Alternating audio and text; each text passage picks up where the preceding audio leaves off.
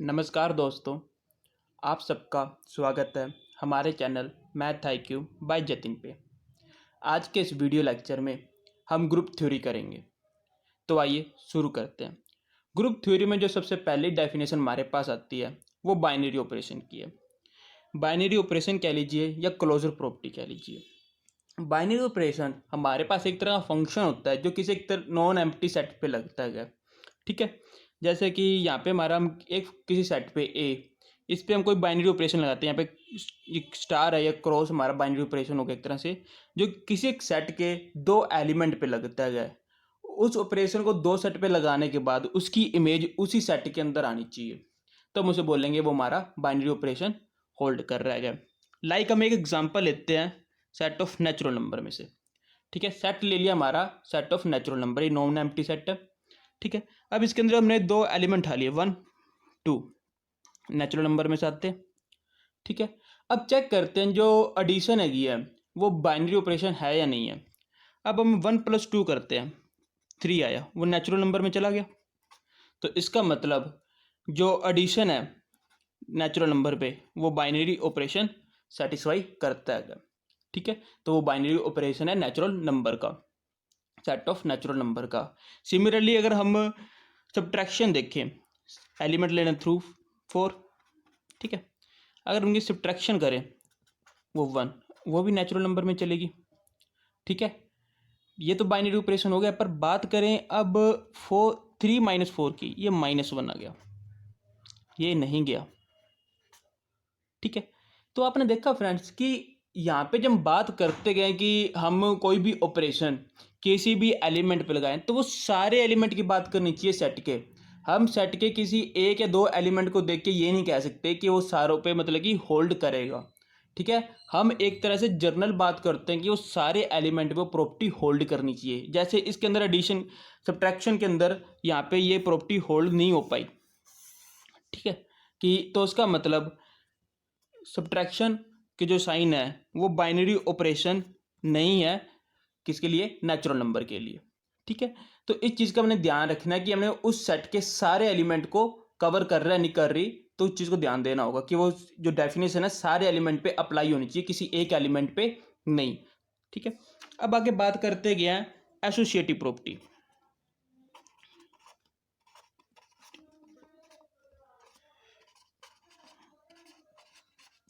इसे associative property भी बोल देते हैं या फिर लॉ भी बोल देते हैं। एसोसिएटिव लॉ, दो नाम से आपको इसको डिनोट कर सकते हैं, पुकार सकते हैं। इसके अंदर हम ये चेक करते गए कि अगर आप किसी भी सेट के 3 एलिमेंट टेक कर ले, ठीक है, तो उसमें उसका कोई ब्रैकेट का रोल नहीं होना चाहिए। जैसे कि यहाँ पे मैंने करा कि पहले दो एलिमेंट को प्रोसेस करके फिर ये एलिमेंट प्रोसेस करूँ, या इन दो एलिमेंट को पहले प्रोसेस करके फिर उसको प्रोसेस कर लूँ, जो ऑपरेशन हमारे पास जिस सेट के रिगार्डिंग हमने देखना होगा। ठीक है, तो इसमें आंसर में कोई फर्क नहीं आना चाहिए, आंसर में चेंज नहीं आना चाहिए, तो मैं बोलेंगे उस एसोसिएटिव प्रॉपर्टी को होल्ड कर रहा है या एसोसिएटिव लॉ को होल्ड कर रहेगा। जैसे कि एग्जाम्पल में वही लेते हैं नेचुरल नंबर में एडिशन की।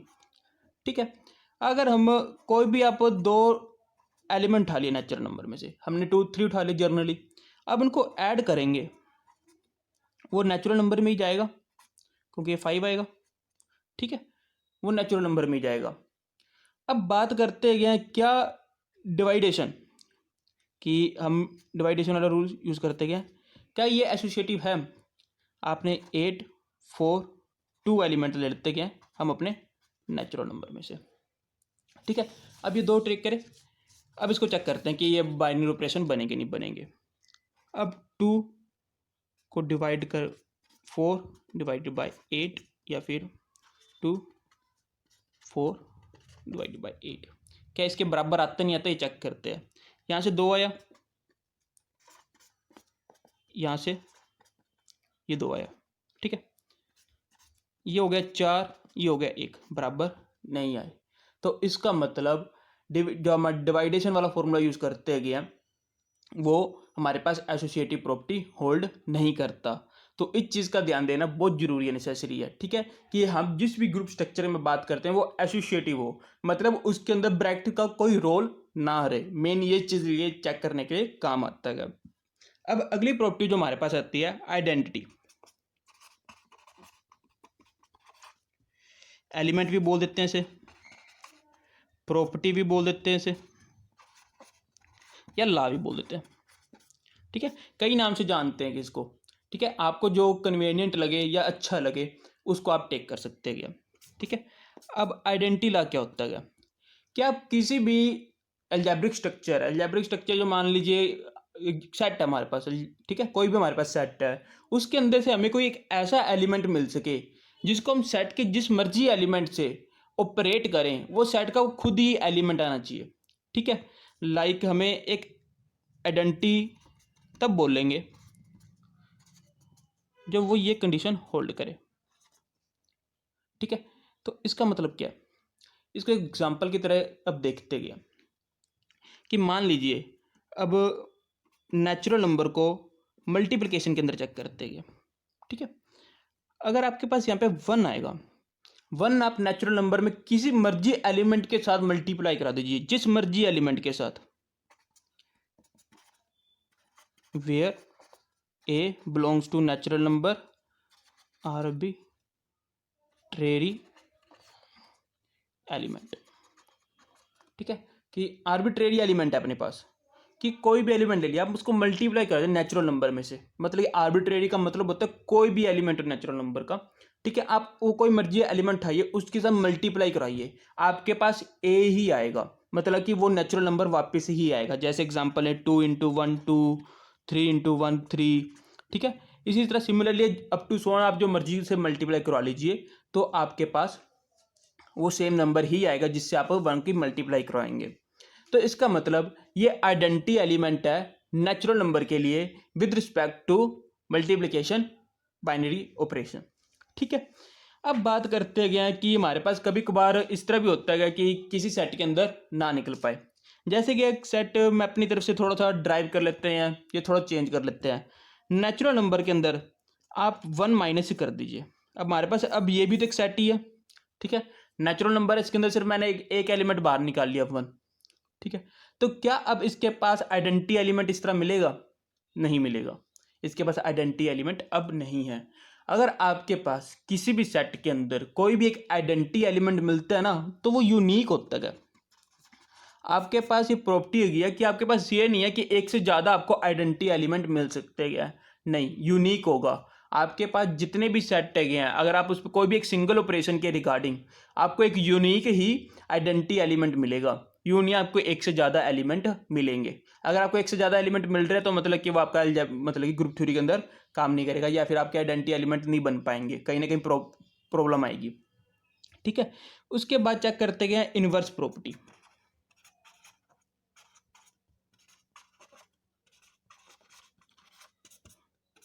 कि अगर आपके पास कोई भी अलजेब्रिक स्ट्रक्चर या कोई सेट टैग है, वो इनवर्स प्रॉपर्टी कब होल्ड करेगा?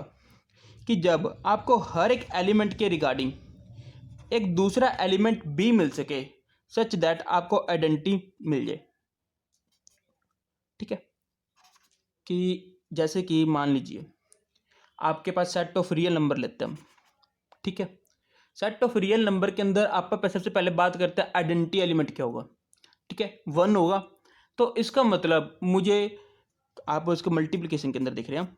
ठीक है, इसकी आइडेंटिटी मल्टीप्लिकेशन के अंदर देख रहे हैं सेट ऑफ रियल के अंदर, तो उसके पास हमारे पास जो आइडेंटिटी एलिमेंट होगा वो 1 होगा इसके अंदर।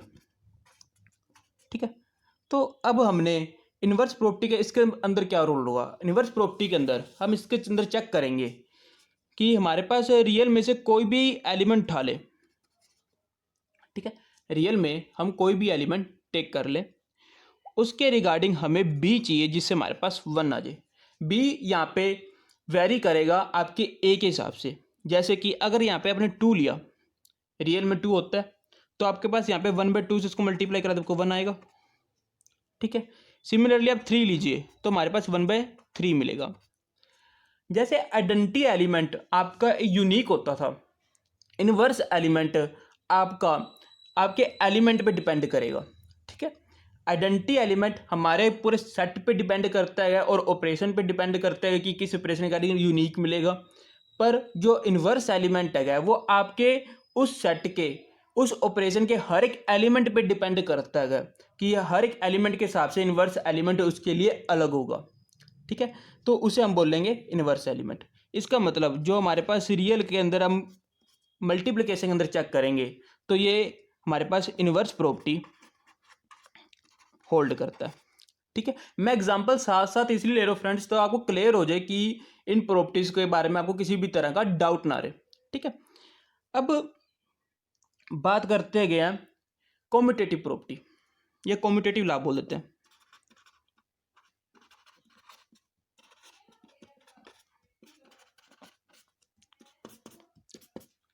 कॉम्यूटेटिव लॉ ये कहता है कि आप कोई भी ऑपरेशन लगाएं,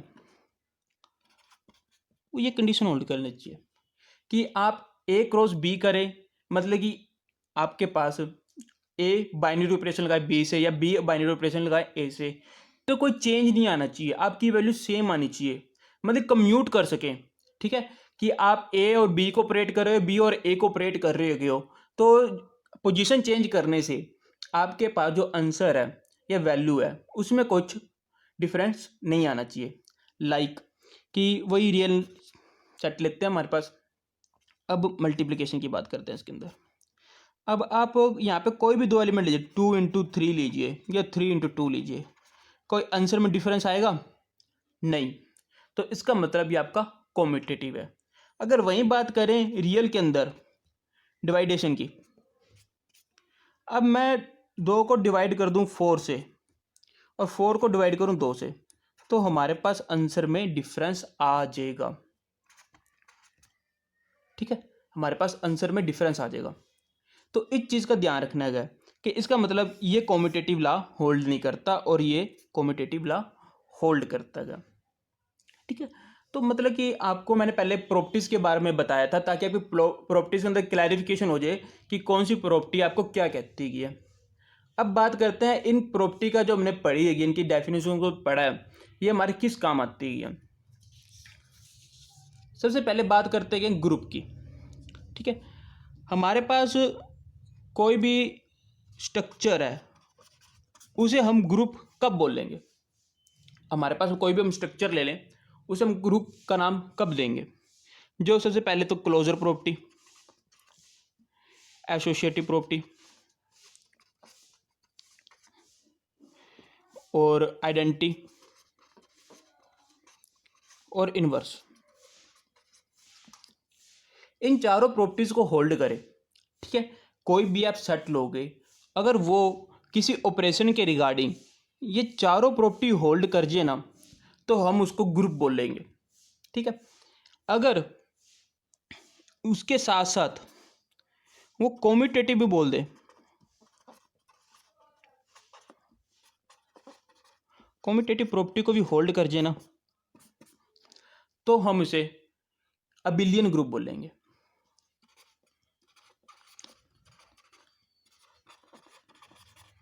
ठीक है फ्रेंड्स, ये नाम जगह हैं कि मतलब कि हमने ग्रुप का नाम दे दिया कि हमने कोई भी सेट उठाया उसमें ऑपरेशन देखे, अगर वो पहले 4 ये प्रॉपर्टीज़ को सेटिस्फाई कर दे, ठीक है, तो हम इसे ग्रुप बोल लेंगे। अगर 4 के साथ वो 5वीं प्रॉपर्टी भी और सेटिस्फाई कर दे तो हम उसे अबिलियन ग्रुप बोल लेंगे। ठीक है, अगर कोई ग्रुप, कोई भी आपके पास सेट, ठीक है, अगर कल सिर्फ क्लोजर प्रॉपर्टी को होल्ड करता हो, बाकी प्रॉपर्टी को होल्ड करता है नहीं करता आपको इसके बारे में इंफॉर्मेशन ना हो, बस इतना पता हो कि वो सिर्फ क्लोजर प्रॉपर्टी को होल्ड कर रहा है, ठीक है, तो हम उसे ग्रुपोइड बोलेंगे। ठीक है, अगर क्लोजर प्लस एसोसिएटिव करता हो, क्लोजर भी करे और एसोसिएटिव भी करे, तो हम उसे सेमी ग्रुप बोलेंगे। ठीक है, अगर इसके साथ साथ वो सेटिस्फाई करता है आइडेंटिटी एलिमेंट को, उसके पास आइडेंटिटी एलिमेंट है, तो हम उसे मोनोइड बोलेंगे। ठीक है, मतलब कि मैंने आपको कंडीशंस बताई हैं कि आप ग्रुपोइड कब बोलते हैं किसी सेट को। आपके पास कोई भी आपके पास सेट आ गया, कोई ऑपरेशन के साथ आ गया, तो आप उसे ग्रुपोइड कब बोलोगे, वो सिर्फ क्लोजर प्रॉपर्टी को होल्ड करता हो। ठीक है, क्लोजर प्रॉपर्टी को होल्ड करता हो, हम इसे ग्रुपोइड बोल देंगे। अगर वो क्लोजर प्लस एसोसिएटिव प्रॉपर्टी को होल्ड करता हो, ठीक है, सिर्फ 2 प्रॉपर्टी को होल्ड कर दो, बाकी अदर प्रॉपर्टीज को होल्ड ना करे, तब हम उसे सेमी ग्रुप बोलेंगे। इसी तरह अगर उसके साथ वो सिर्फ आइडेंटिटी एलिमेंट की तीसरी प्रॉपर्टी को होल्ड करता हो तो हम उसे मोनोइड बोल देंगे। अगर वो हमारे पास चारों प्रॉपर्टी होल्ड करता है तो उसे ग्रुप बोलेंगे। अगर 5 प्रॉपर्टी होल्ड करेगा, कॉम्यूटेटिव लॉ भी उसमें होल्ड करेगा, तब इसे हम अबिलियन ग्रुप बोलेंगे। ठीक है फ्रेंड्स, आज के इस वीडियो लेक्चर में हमने प्रॉपर्टीज और ग्रुप के बारे में जानना गया। अगले वीडियो लेक्चर में हम इसके मतलब कि क्वेश्चन को देखेंगे। आशा करता हूँ आपको मेरा वीडियो लेक्चर अच्छा लगा होगा। अगर मेरे वीडियो लेक्चर आपको अच्छा लगे तो मेरे चैनल को सब्सक्राइब कीजिए, लाइक कीजिए और शेयर कीजिए। Thank you friends.